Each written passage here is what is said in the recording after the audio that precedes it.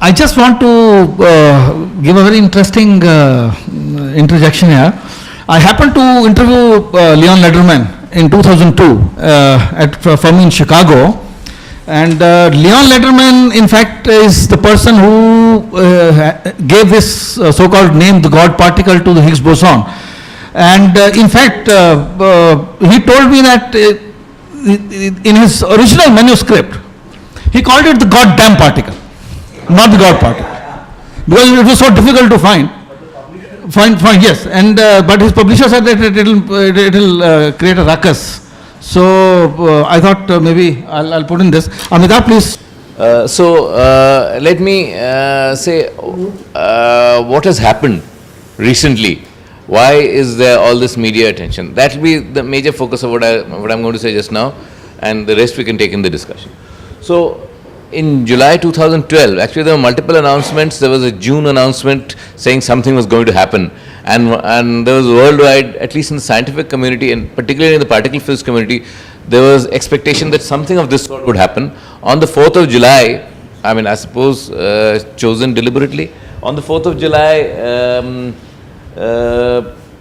two teams of scientists, they go by the names of the detectors, or but they're called the collaboration, the CMS collaboration and the ATLAS collaboration, two huge teams of scientists working at the Large Hadron Collider in CERN.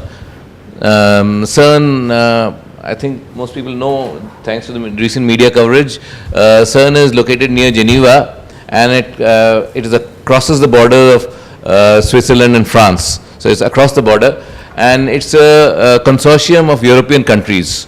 It's been constructed by European countries pooling their resources together, but there are associate members, and India is an associate member of CERN. Okay. So they announced a discovery of a particle which they say is consistent with the proposed standard model Higgs boson. Then the next. So let me say what is seen. What is seen primarily is a particle that gives rise to two photons. I have mentioned photons earlier as the light particles, or two Z bosons. Okay, these are the ways of decay that they have studied so far, mainly. Okay, and what CMS say is that they have found a particle whose mass is, there are some errors, plus or minus something, but apart from errors, it's 125.3 GeV by c square. ATLAS says it's 126.5 GeV by c square. So give or take a little, it's around 125 to 126. How much is GeV by c square? Well, GeV by c square is the unit in which high energy physicists measure all masses these days. Sometimes they cheat and just call it GeV, confusing things further. So the mass of a proton is 0.94 GeV by c square. The mass of an electron is 0.0005 GeV by c square. So that's how big this unit is. Okay. So this is more than 100, it's about 140 times the proton mass. Okay. This is the mass of the Higgs boson. But to compare it with other masses of known particles, the W boson, which I mentioned, has a mass of about 80. The Z boson has a mass of about 90 in these same units, and the top quark has a mass of 175 or so in the same units. So this particle is a heavy particle, but not the heaviest particle known by any means. Now, why is it important? Why was the discovery considered important? See, the standard model, as I outlined briefly, says there are a lot of particles, the quarks and leptons, and most of them had been seen by 1995, the year the top quark was announced as having been discovered. When I say seen, we should remember that you don't see the subatomic particles in the same way as you see an ordinary particle. In fact, there's one remove. You can think of electrons forming a beam and hitting a screen. An electron is a stable particle. most particles are unstable. They will decay inside the detector. You see only their decay products. And there are particles called gluons that don't decay, but you still can't see them. You infer their presence by a jet of particles coming around. So when he says seen, this was kind of by the ways of seeing that particle physics now use. So the last of these particles was the tau neutrino, which was announced in the year 2000. Okay, and then there was a gap of more than 10 years. So if the standard model is to be consistent, there has to be the Higgs boson also. Otherwise, there's an internal inconsistency and the theory doesn't hold up. And the Higgs boson was missing. So that's why there was increasing anxiety as it was announced and not found. So I'll now, probably this slide is probably not needed, but let me just quickly recap, and especially the credits are needed. The Higgs mechanism, TVV has given a kind of a version of the Higgs mechanism which we will stay with, and if need be we can get to more technicalities in the discussion, but I'll just stay with that. So this mechanism is a way of giving masses to all particles in the standard model, and it was proposed in 1964. Interestingly, the standard model didn't exist at that point. Independently by three groups of scientists, Angler and Brout. The paper appeared first is the Angler-Brout paper, actually, not the paper by Higgs. Then Higgs and Guralnik, Hagen and Kibble. So all 6 of them should get the credit, and in fact all 6 of them were honored with the Pulitzer Prize in 2010. So, but Higgs carried on working. He has multiple papers on this subject. So it's perhaps not too much, not too unfair that his name has got more associated with than the others. So there was a process of search going on. Please stay with that. The search. So now to appreciate the dimensions of the search, we have to first imagine these sites. As I said, there were some pictures which I don't have. By now, experimental high energy physics is at the frontier end, can be done at only 2 locations in the world. I mean, I'm probably being a bit unfair to people who are doing neutrino experiments underground, but the real accelerators at the limits of the energy are just 2 now. I mean, the world cannot finance more than that. The 2 locations are Fermilab and CERN, and that has been the case for 20 years now. Okay, so at CERN there was earlier a machine called the Large Electron Proton Collider, LEP, and to get an idea of the size of the machine, its circumference is 27 kilometer, a circular ring whose circumference is 27 kilometer. So LEP was the largest machine built until then, and the operation of LEP up to the year 2000 ruled out any possible Higgs boson up to a mass of 114 in those same units, GeV by c square. Okay, in the year 2000 LEP was shut down for a very good reason that I will mention now. Meanwhile, the Tevatron machine, a proton-antiproton collider at Fermilab near Chicago in the US, ruled out a possible existence of a heavier Higgs, something with a mass similar to the top quark. Such a Higgs does not exist, it said. So there is no Higgs with mass less than 114, there is no Higgs with a mass greater than 158. Okay, this was the consensus. The Large Hadron Collider was built at the same location as LEP. In fact, it uses the LEP tunnel. So it has the same size of 27 kilometer. The diameter is 27 kilometer. The circumference is 27 kilometer, and only the detectors are new. They are different from the detectors used for LEP. Okay. So LHC, as it is called, was actually built to find or not find the Higgs boson. Either say Higgs boson is found, or say that the standard model is inconsistent. It is certainly expected, and in fact the prediction was by the year 2012 it would be done. LHC got off with a bit of a glitch. In 2008 it should have been running and commissioned, but an initial glitch led to a delay of almost 2 years in gathering data. So the data collection started from 2010. How much data? So you see, 300 trillion proton-proton collisions had to be analyzed. That's the magnitude of the data. More than 6,000 scientists from over the world were involved in this. So certainly it's one of the largest efforts put in the history of science. However, I mean, I would like to moderate this kind of statement of, is it the biggest discovery? I'll just come to that, or maybe we'll take it up in the discussion. So I would like to ask this question, have we found it? Now if you look at the press, the Indian press particularly, it's got top billing and it's been announced as a God particle found. Front page news in all the leading national dailies.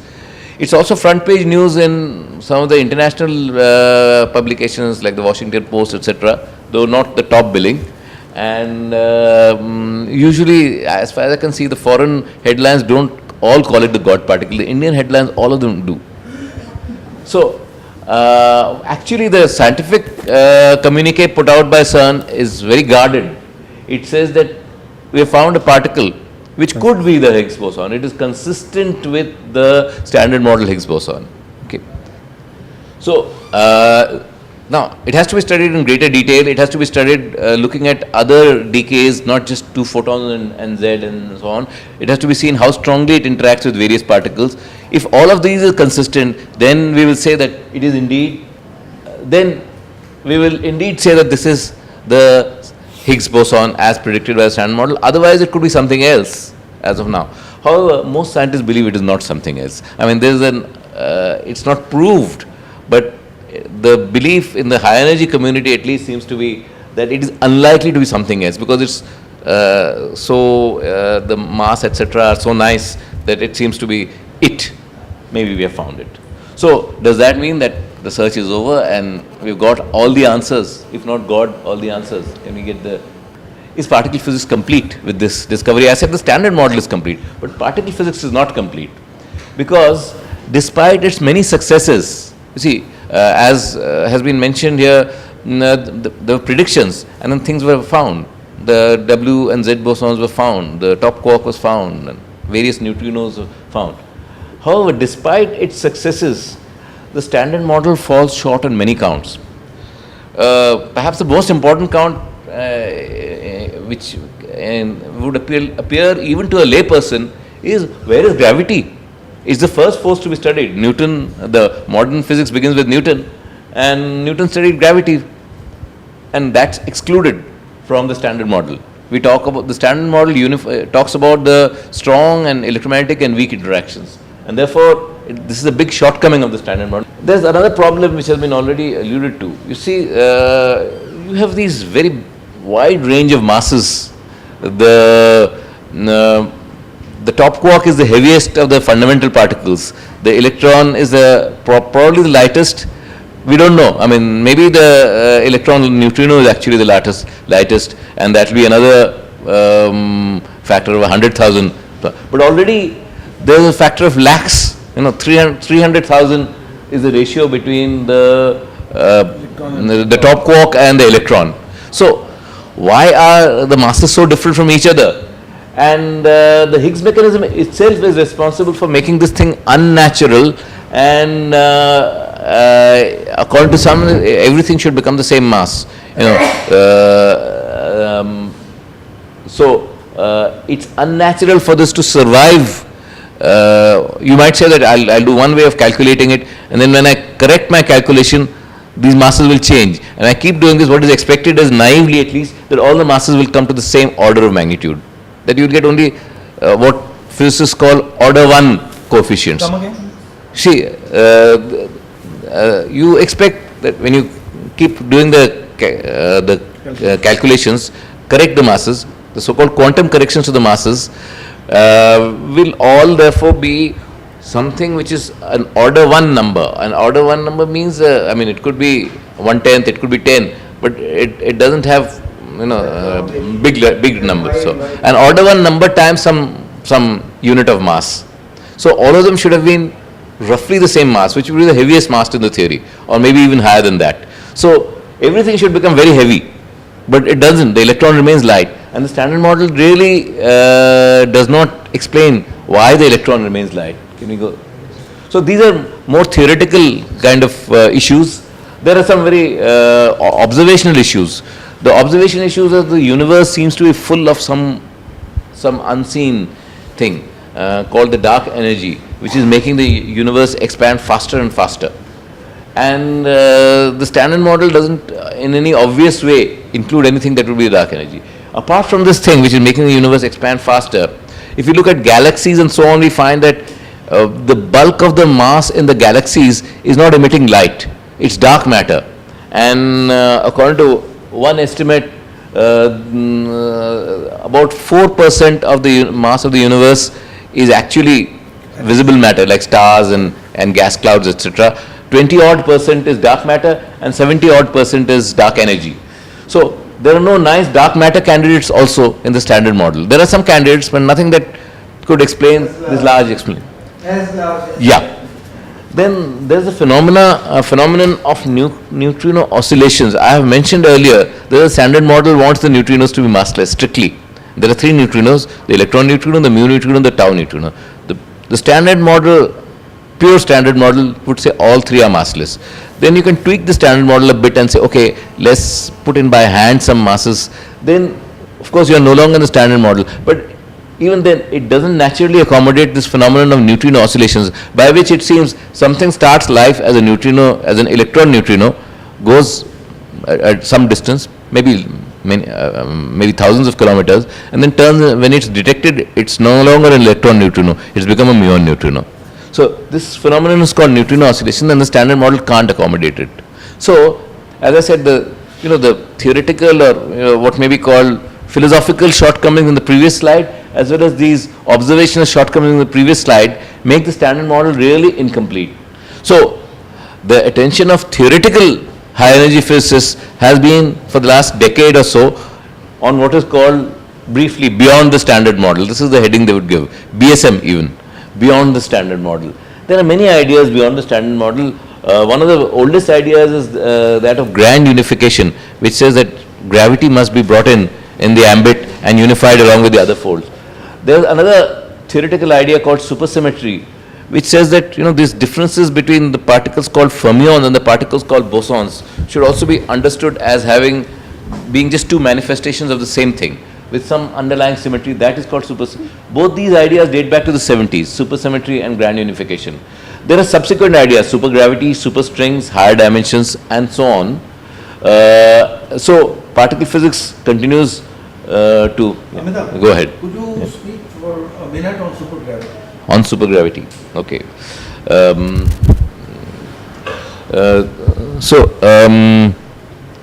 Supergravity is an idea which basically unifies gravity with these other three interactions through the medium of supersymmetry. In other words, supersymmetry is something that says you can understand fermions and bosons, which look so different, as being different manifestations of the same thing, some superfield maybe. Now, if you allow this to vary from point to point, okay, you do this definition at every point, not just globally, but locally, then if you say, to take an analogy, if you look at, if I say, I will define my electric and magnetic fields, not the fields actually, if I say that what I am calling the electric potential, I will define in a global manner, yeah. So, in the scientific community, at now, what is the degree of acceptability of superstring? Superstrings. Well, what is the degree of acceptability? Okay. What has happened is that since superstrings were proposed in the 1980s, initially there was great excitement. It was thought of as the theory of everything. It soon became clear that to get predictive conclusions from superstring theory was difficult. So as a result, superstrings have evolved into a parallel community. This practitioners of superstrings are by and large a set of people who do not concern themselves with the observed phenomena so much, though in principle they would like to. So, but in practice, that's the way there's a split. But even now, you'll find people who are dealing with models of observed phenomena saying superstring inspired model. So it's not the superstring theory per se, but superstring inspired models continue to be common. Quickly. Please join us.